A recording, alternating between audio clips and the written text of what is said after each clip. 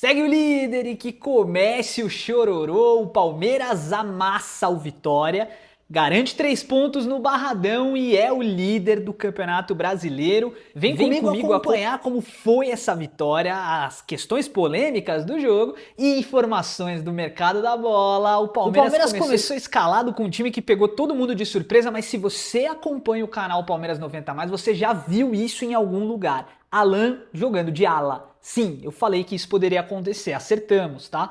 Carlos Miguel no gol, Gomes, Murilo, Barbosa, Alan e Piquerez, Andréas Pereira, Marlon Freitas, Maurício, John Arias e na frente o Ramon Sosa. Que partida do Maurício e que partida do Ramon Sosa, hein? Vamos chegar lá. Aqui no 3D, o que a gente observa desse time, né? Um time com uma rodagem ofensiva e defensiva muito grande. Para quem fala que 3 zagueiros é uma escalação defensiva, não é. Porque quando você ataca com 5, de repente, dependendo da situação, até com 6 peças, tá? E aí o time fica mais ou menos assim, ó. Fica um time extremamente ofensivo apoiando e um time extremamente ofensivo defendendo.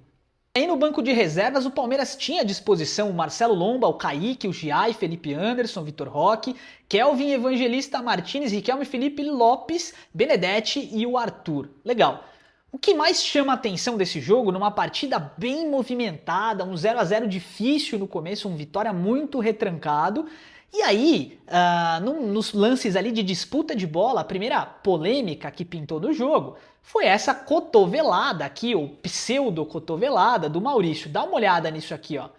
Ó como o Jair Ventura levanta a mão indicando a cotovelada, mas veja, nada mais foi, e o VAR revisou, tá? Essa é uma opinião oficial, né? Nada mais foi do que uma movimentação de corrida. É natural, quando o atleta tá em disputa de bola, ele vai levantar o braço mesmo. Ele não mirou em momento algum a cotovelada, não teve nada, na minha opinião. Momentos depois, o Kaká é expulso. E ele não foi expulso de uma maneira qualquer, não, como muita gente tá falando besteira por aí. Dá uma olhada nessa imagem aqui, ó. Olha a trava da canela dele na panturrilha, quase no tornozelo do John Arias. Expulsão real, expulsão necessária. E aí, gente, vem uma situação que pra mim, a gente tem falado muito disso, né? Como a sociedade tá doente, como tá difícil a gente conseguir lidar com questões de ansiedade e etc, né? O nome disso aqui é falta de inteligência emocional. Quando Luan Cândido toma essa postura para se referir ao árbitro, sabendo que está no regulamento, né, e que isso é passível de expulsão, ele está assumindo um risco. O atleta é um ser humano, é óbvio, ele não pode ser julgado ali, sabe? A ideia não é essa. Mas a gente, mesmo sem fazer juízo de valor, a gente precisa pontuar. Há de se ter um núcleo de saúde e performance, assim como o Palmeiras tem nos outros times, para que haja inteligência emocional. Para que no momento desse, onde o clube precisa que você se mantenha são, você não cometa uma falha dessa. Essa falha custou ao Vitória, né, um resultado mais elástico, que pode complicá-lo no restante do Brasileirão. E aí, gente, vindo aqui para dar uma olhada, né, nos números da partida, a gente tem um sonoro 4-0 com gols de Sosa, John Arias, o gol contra do Fabiano, né, e o gol do Maurício. Na real, o Sosa ele marcou esse gol que a arbitragem deu contra pro Fabiano, na minha opinião, tá? O Vitória entrou com uma formação bem específica. Todo mundo defende. Basicamente era essa a estratégia do Vitória. O objetivo dos caras era realmente forçar as linhas e sair num contra-ataque com o Mateuzinho, tentando de repente encontrar uma bola ali com o René.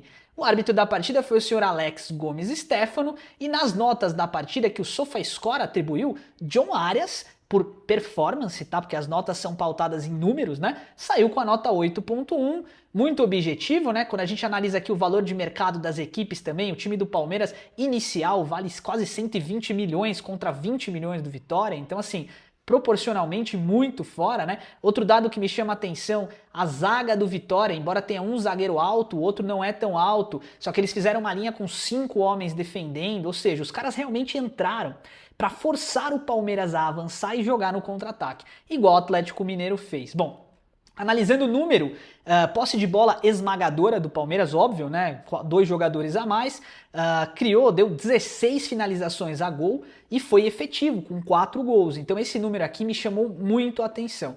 511 passes, o jogo totalmente dominado pelo Palmeiras, né? Finalizando mais a gol também, então uma performance muito elevada. Quando a gente olha aqui o mapa de duelos no chão, o Palmeiras ganhou a maior parte deles, duelos aéreos também, os dribles do Palmeiras um pouco mais efetivos, né?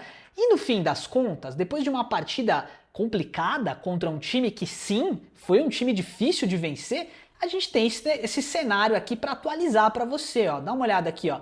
A liderança segue verde, o Palmeiras com 47 pontos, é o líder do campeonato com saldo de gols de 22, tá? É o melhor saldo de gols do campeonato, com o melhor ataque do campeonato, se você analisar aqui, ó, ninguém tem mais gols que nós feitos, e uma das melhores defesas, se não a melhor, né? Não, a melhor defesa do campeonato. Então, melhor ataque, melhor defesa, obviamente, melhor saldo de gols. Flamengo, com um jogo a menos, pode no máximo chegar a 42, vai enfrentar o Mirassol. E aí tem um cenário complicado, porque ó, o Mirassol, ele saiu da zona do rebaixamento, mas ele tá a apenas 2 pontos, né? 1 ponto, na verdade. O Mirassol vai jogar a vida nessa partida. E o Flamengo vai ter que sambar para vencer. Vacilou contra o Internacional, ótimo para nós que isso continue acontecendo e que o Palmeiras consiga reverter todo esse cenário em algo positivo. A gente vai falar um pouco mais de mercado da bola agora e outros assuntos. Se liga. Família, e com esse ritmo alucinado e essa energia positiva, a gente tem mais uma boa notícia para comunicar. O meio-campista Luiz Pacheco foi convocado hoje para a seleção brasileira sub-20, o que aumenta ainda mais o potencial financeiro do ativo.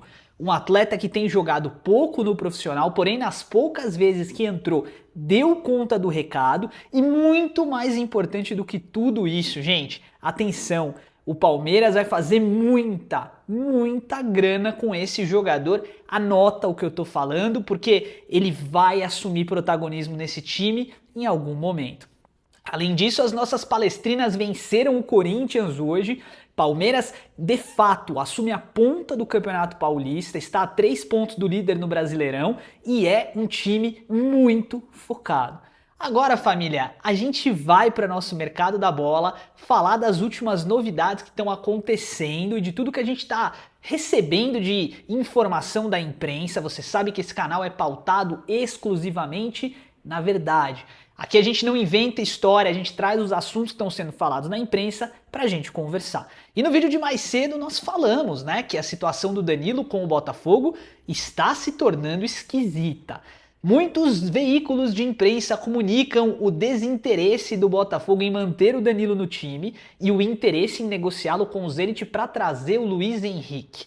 Luiz Henrique é a peça central que falta para um Botafogo sólido, mas embora o Flamengo esteja em reuniões com seu representante e o jogador tenha o interesse de voltar ao Brasil, porque a sua esposa está grávida, ele quer a presença da família em todo esse momento, o Palmeiras corre por fora. Tem alguma coisa de concreto? Gente, não. Ainda não tem nada de concreto. O Palmeiras negocia de uma forma muito específica. Ele não vai simplesmente ligar para o jogador e buscar alguma coisa e fazer a oferta para tomar um não. Não. O Palmeiras não gosta de se expor. Tudo isso que aconteceu com relação ao Danilo deixou a diretoria do Palmeiras incomodada. Primeiro porque vazaram muitas informações e segundo porque o Botafogo não soube trabalhar a negociação. Com o Zenit, o papo é objetivo e direto. Palmeiras não deve ter interesse em fazer nenhuma negociação com o clube russo que é tão ferrenho nas últimas tratativas que teve com o Palmeiras, né? Então não faz sentido. Na minha opinião, o Palmeiras tem que manter o Alan. O Alan jogou muita bola. E ele é o segundo assunto do nosso mercado, porque a Premier League virá pesado atrás do Alan. Mas temos uma boa notícia para passar. O Liverpool parece ter tido interesse na contratação do ponta-direita do Bournemouth, revelado pelo Vasco, Ryan. E isso tira completamente o interesse deles numa posição aqui pelo Alan. Qual que é o grande ponto, né? O Ryan é um jogador que já se provou na Premier League e que já disputou a Copa do Mundo. Então o Liverpool, na verdade, né, teria interesse em fazer um aporte mais substancial, né, para contratar o jogador, o que deixaria o Alan livre para o Palmeiras. Nenhum outro clube na Premier League deve tentar fazer um aporte na casa do que o Palmeiras quer, que é acima de 250 milhões de reais. Se não chegar, fica no Palmeiras e eu espero que não chegue, tá? Pode ser até que o Palmeiras receba essa proposta de 250 milhões e não negocie o jogador. Esse é o trunfo que o Abel Ferreira pediu.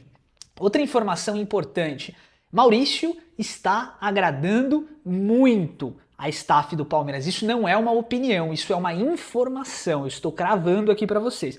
A staff do Palmeiras está muito satisfeita e contente com a performance do Maurício em campo.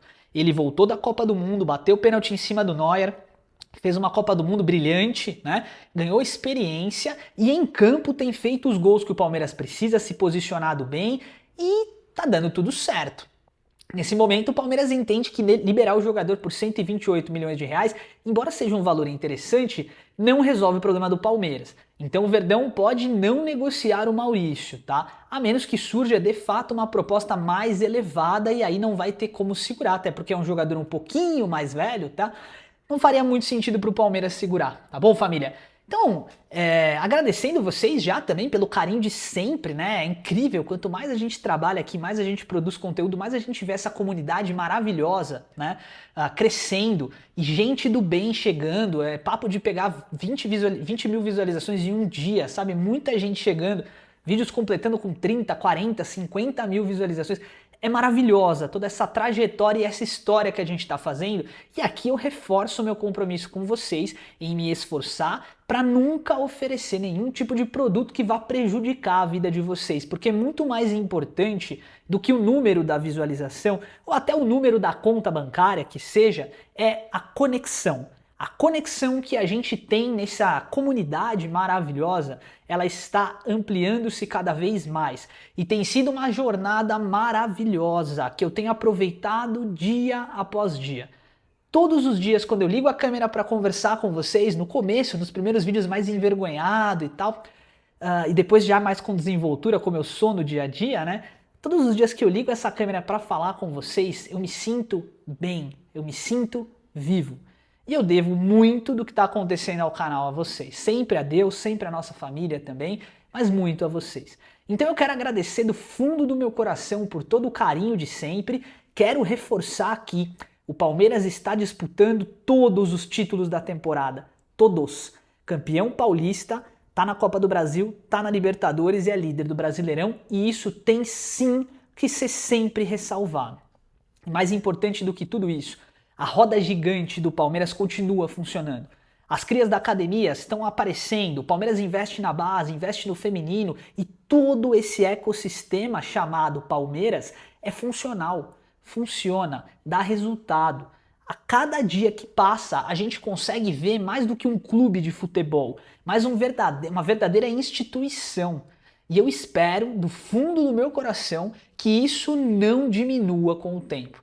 Que o Palmeiras possa seguir entregando o melhor, sempre. Focado na base, com políticas sustentáveis e claras e objetivamente entregando um resultado acima do esperado. Avante palestra e só um recadinho, tal. Acho que é importante deixar aqui no final desse vídeo também, né? Segue o líder porque ele é verde. Fui!